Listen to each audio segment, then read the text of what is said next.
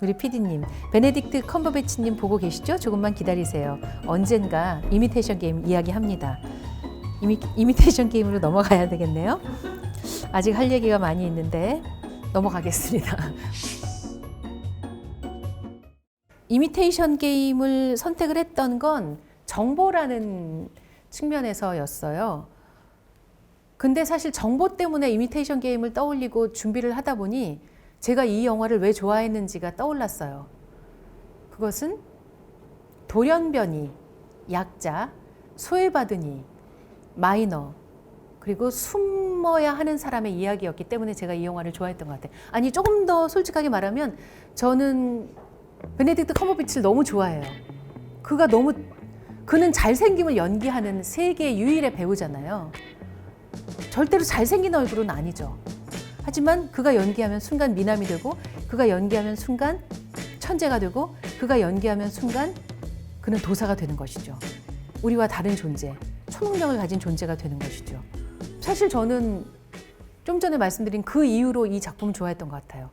왜 이 영화가 저에게 오래 남았는가를 생각해 보면 1차 대전을 참호전이라고 하잖아요. 그 참호에서 오랫동안 끌었던, 그래서 1917을 보면 그게 아주 적나라하게 드러나는, 아주 생생하게 드러나는데요. 2차 대전에 관한 정의는 여러 가지가 있겠지만 그 중에 하나는 이 영화로 보면 의외로 정보전이었던 거예요. 근데 사실은 우리가 정보전은 현대전일 것 같지만 물론 현대전도 정보전이겠죠. 그래서 아이 인 더 스카이 이런 거 보면 베트남 전쟁 그 즈음으로 가도요. 그때도 이미 정보를 상대 적국의 정보를 캐내고 이런 첩보전이 이루어졌고 2차 대전 때도 마찬가지입니다. 우리가 2차 대전을 다룬 영화 중에도 첩보전, 정보전을 다룬 영화가 많은데 여기도 사실 그런 것들을 다루고 있는 거예요. 2015년에 발표된 작품이고 베네딕트 컴버배치, 키이라 나이틀리가 주연을 맡았던 작품이고 2차 대전 당시에 연합군과 독일군이 서로 이제 정보를 캐내려고 하는데 독일군에서 24시간마다 암호를 바꾸는 거예요. 그래서 이걸 어떻게든 캐내야 되는 거예요. 그래서 이걸 캐내는데 천재인 그가 이제 등장을 하는 거죠. 앨런 튜링이 등장을 하는 거죠. 그는 사실은 자기가 남다르다는 것을 학창시절부터 알고 있었죠. 그리고 학창시절부터 암호에 관한 책을 재미있게 읽고 있었고 자기가 남몰래 흠모하던 동성 친구와 서로 암호를 주고받았던 거예요. 아주 이제 암호가 익숙했던 사람인 거죠.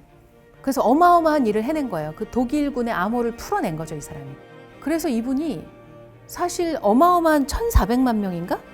얼마죠? 1,400만 명의 목숨을 구한 어마어마한 전쟁 영웅이었던 거예요. 왜냐하면 암호를 풀었기 때문에. 그렇지만 그 영웅이 동성애자라는 것이 밝혀져서 화학적 거세를 당하고 호르몬을 계속 맞아야 되고 이런 상황에 처하고 그리고 동성애를 시도하다가 걸려서 그걸로 협박을 받고 얼마나 외롭고 그랬겠어요. 이러다 결국은 자살을 했어요. 그래서 저는 그게 너무 마음이 아팠던 것 같아요. 어느 책에서 읽었는데 돌연변이의 존재가 인간에게 꼭 필요하다는 거죠. 엑스맨 뭐 이런 돌연변이 뿐만이 아니라 염색체 돌연변이도 그렇고 인간에게 있어 돌연변이, 그러니까 소수죠, 마이너, 다수가 아닌 어떤 존재, 남들의 이목 때문에 숨을 수밖에 없는 존재, 이런 사람들이 왜 필요하냐면 그러니까 인간은 계속해서 진화를 해나가잖아요. 근데 우리가 모두 똑같은 DNA를 가지고 돌연변이가 없어요. 근데 어느 날 어떤 바이러스가 다가오거나 어떤 재난이 우리에게 다가오면 인류는 멸망한다는 것이죠. 근데 항상 인간은 85%의 이 메이저와 15%쯤의 마이너, 돌연변이가 있다는 거예요. 그게 존재하는 이유는 어떤 위기가 닥쳤을 때 85%는 사라지더라도 그때 돌연변이 15%는 남는다는 거예요. 마치 노아의 방주처럼, 마치 설국열차의 마지막 장면처럼. 그래서 여기서 다시 인류가 번영해 나갈 수 있는 것이죠. 인간이 진화해 나갈 수 있는, 이게 놀라운 자연 설계라는 거예요. 근데 그가 사실은, 그러니까 이 영화에서 이제 내내 하는 얘기가 아무것도 아니라고 생각했던 사람이 아무도 할 수 없는 일을 해낸다, 이런 얘기거든요. 이거는 우리에게 하는 이야기이기도 하고 우리가 주변을 둘러봐야 하는 이유이기도 한데, 우리가 소수자들, 돌연변이들, 그렇게 숨어서 스스로 존재를 드러내지 못하는 사람들을 따뜻한 눈길로 바라보고 포용해야 하는 것이, 우리가 세계 3대 강국이면 뭐해요? 같이 사는 구성원들을 우리가 포용하지 못하면 돈만 많은 졸부나 다름없죠.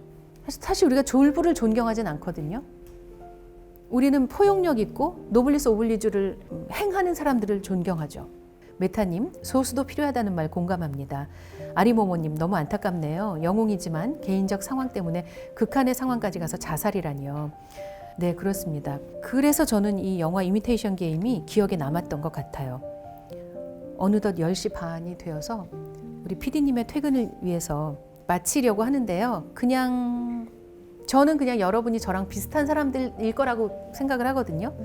그래서 그냥 제가 좋아하는 걸 좋아해 주시면 좋겠고 제가 이해하려고 노력하는 걸 이해해 주셨으면 좋겠는데 미래에 대해서 우리가 짐작해보고 미리 와 있는 미래를 뒤늦게 만나지 않기를 바라고 그리고 또 이런 소수자에 대해서 좀 너그러워지길 바라고 그랬으면 좋겠어요.